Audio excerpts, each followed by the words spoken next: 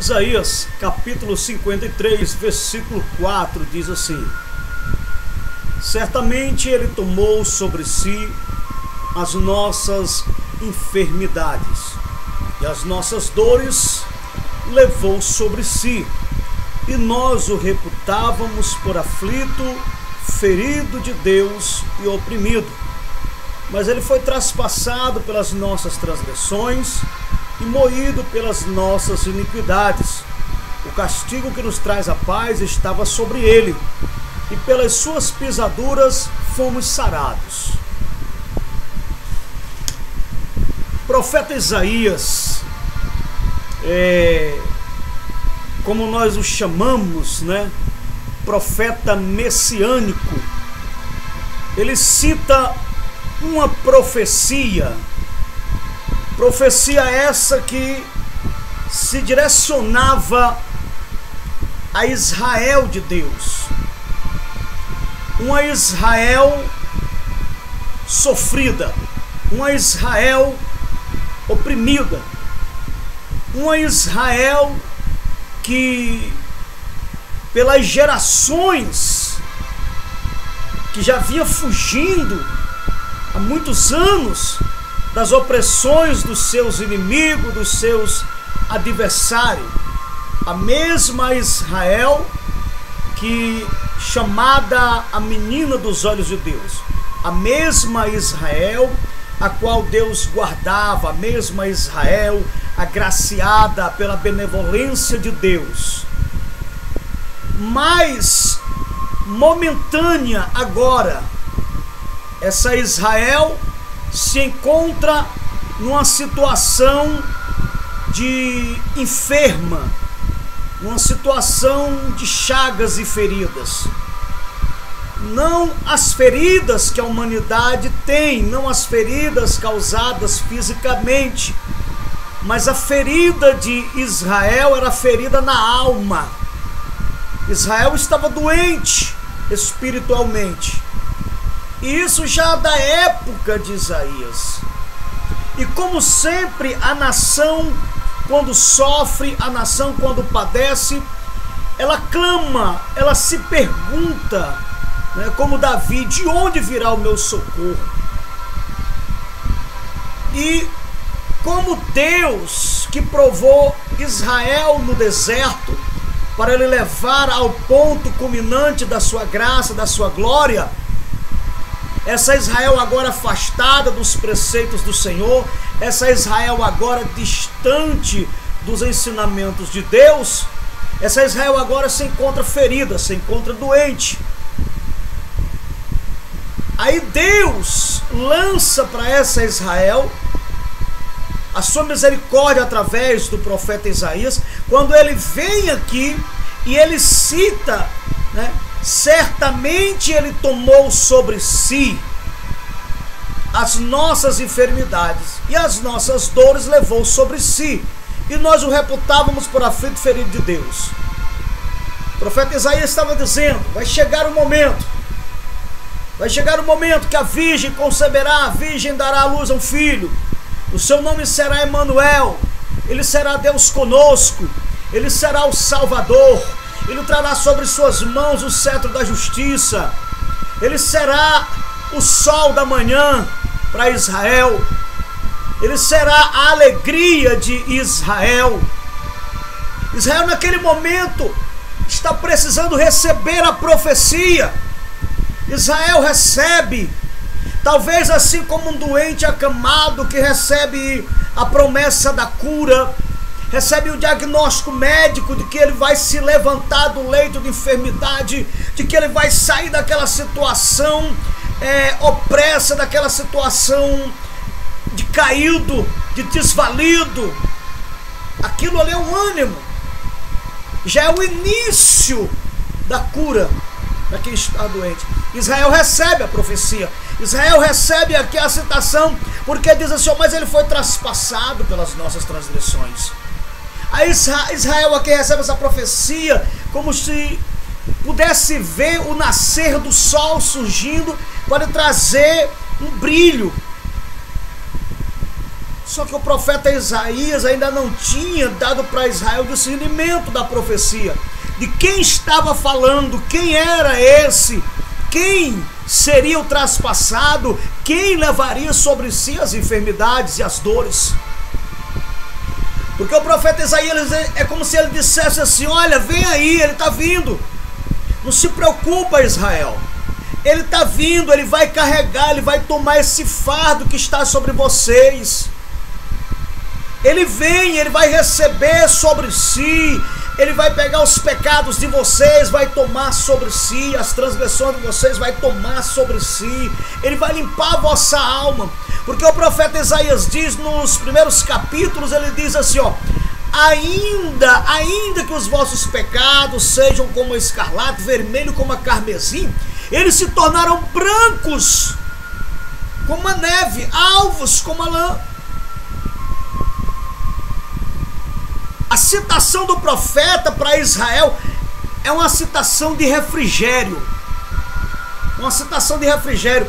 Porque alguém que está doente precisa ouvir da boca do médico o diagnóstico dizendo que ele será curado. Isso aí levanta o ânimo do enfermo. A Israel, ela estava numa situação de enfermidade. No capítulo 1 do versículo 18 do mesmo profeta Isaías, ele diz assim, ó: vinde, pois, e arrazoemos, diz o Senhor.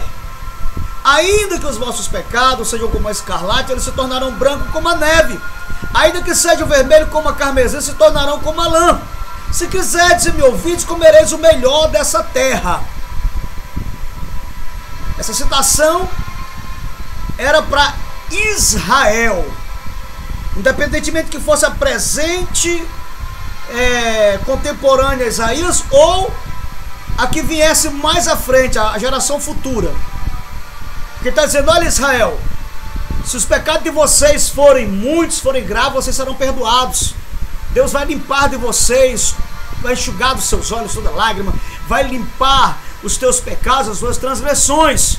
Olha, Israel, eu estou prometendo a vocês, Israel, vai nascer um filho, a virgem vai conceber um filho, ela dará à luz um filho, e o seu nome será Emanuel. E quando diz o Emanuel, quer dizer Deus conosco. Olha, Israel, Deus estará com vocês, Deus andará no meio de vocês. A Israel passada, anterior, aqui a Isaías, tinha experiência em Deus com eles. Mas o pecado, diz a palavra do Senhor, que afasta, a transgressão faz separação entre vós e o vosso Deus.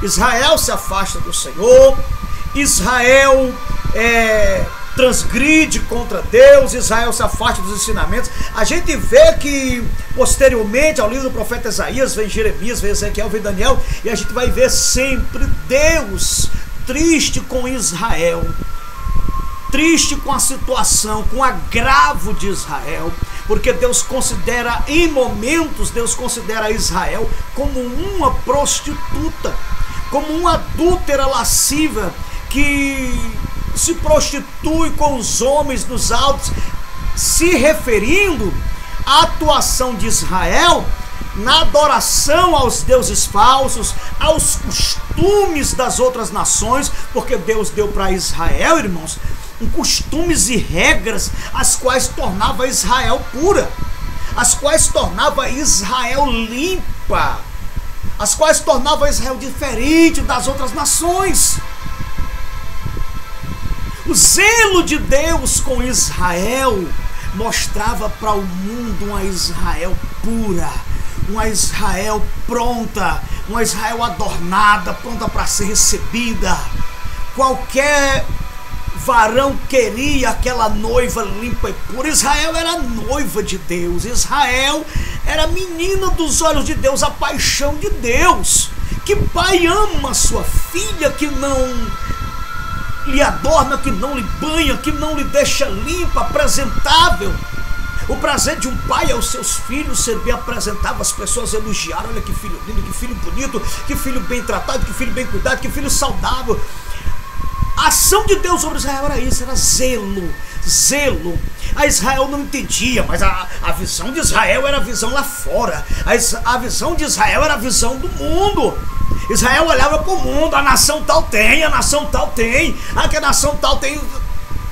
Houve um tempo que Israel tinha os anciãos, tinha os seus juízes, que cuidavam dos seus interesses pessoais da nação. Israel olha e diz: toda nação tem rei, toda nação tem um rei. Por que nós não podemos ter? Nós queremos um rei. Então Deus, tudo bem, eles querem um rei. Deu o rei, primeiro rei Saul. Daí por diante veio Davi, veio outros reis. Enfim, Israel olhava pela janela o mundo. Tem muitos crentes olhando o mundo pela janela. Tem muitos filhos de cristãos que nasceram na fé e olham o mundo pela janela. Tem crente que já estão há muito tempo na fé, que estão dando uma olhadinha no mundo pela janela. Israel olhava pela janela as nações que elas tinham, seus costumes, seus devaneios, suas práticas imorais, suas práticas de leis absurdas, fora dos padrões moral. E Deus estava dando para Israel uma moral, um padrão moral. Deus tinha com Israel cerimônia.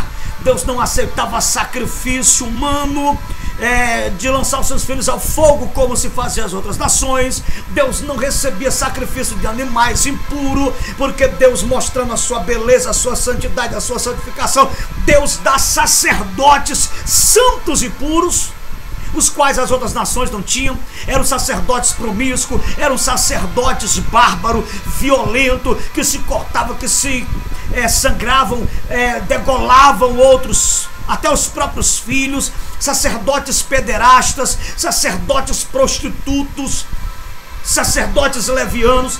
Isso acontece hoje, até nos dias de hoje isso acontece, não em Israel, mas em todo o mundo.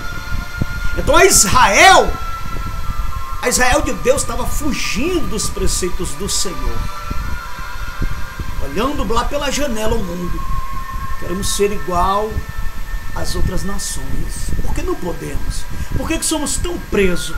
Tem muitos crentes que ficam se perguntando, até filho de crente, por que a gente é tão preso? Principalmente filho de pastores.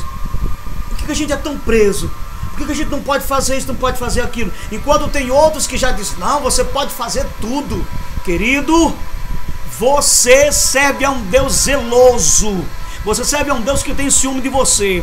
Você serve a um Deus que prima pela santidade, pelo zelo, pela ética. Deus não quer o seu povo na imundície. Imagina, olha lá de cima, Deus, né? Como aconteceu com Deus e Satanás. Olha, viste o meu servo Jó quando estava passando pela terra, vi. Diferente, não é ele? Não é diferente dos outros seres aí, dos outros seres humanos da terra? Não é diferente ele? É realmente. Aí o diabo nessa apresenta a Deus, aí olha, aí diz assim: tá vendo ali, ó, o meu servo ali? Tá vendo ali o meu servo que vai para a igreja? Tô vendo. Ou então o diabo diz assim: quem? Ali. Tu não tá vendo mesmo? Não, quando tô vendo que tá todo mundo igual, não tem diferença nenhuma, não há diferença. Aquela crente não é diferente daquela mundana. Aquela crente não é diferente daquela outra mulher ali. Aquele crente também não é diferente. Tá tudo fazendo a mesma coisa ali. Dos altos céus Deus te olha, querido. Dos altos céus Deus vê você.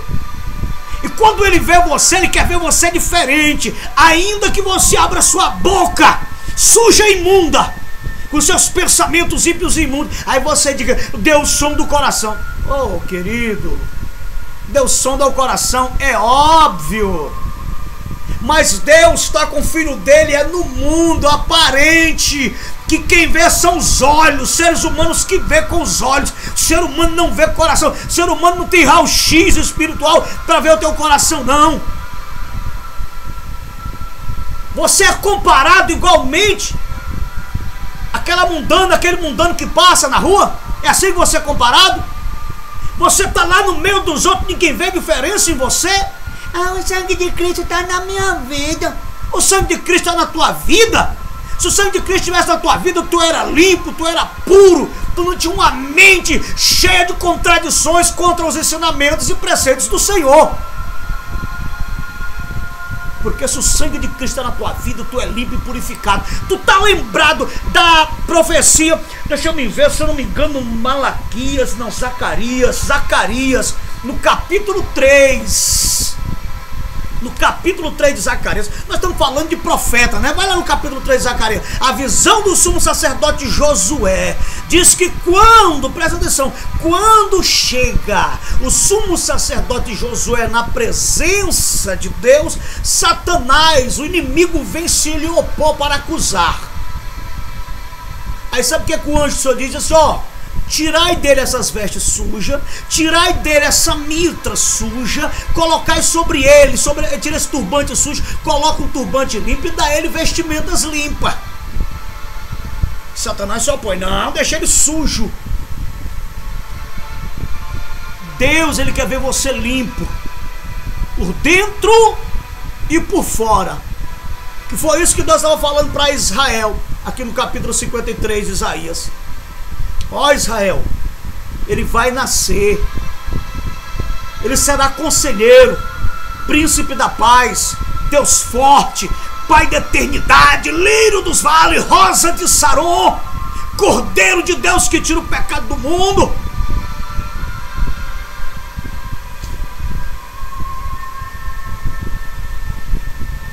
Ele vai tirar de vocês a dor que consome vocês.